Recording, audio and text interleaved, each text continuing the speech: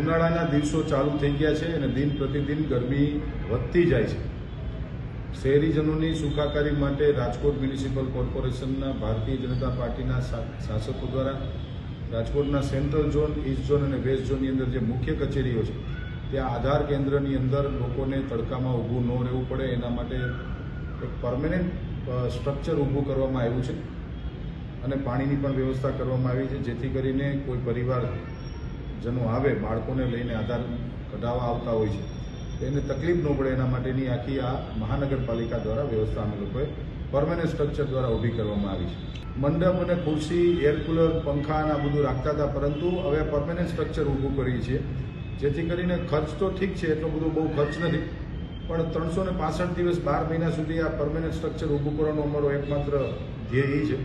કે લોકોને કોઈ મુશ્કેલી ન પડે એના માટેની આખી આ વ્યવસ્થા અમે ગોઠવી છે. આધાર કાર્ડની કામગીરી 18 વોર્ડમાં પણ શરૂ કરવામાં આવી છે, કેવો રિસ્પોન્સ છે? ખૂબ સારો રિસ્પોન્સ મળી રહ્યો છે. 3 ઝોનની અંદર જે લોડ હતો વધારે, જે લોકોની લાઈનો સેન્ટ્રલ ઝોનમાં કોર્પોરેશનની કચેરીની બહાર ઊભા રહેતા, એવા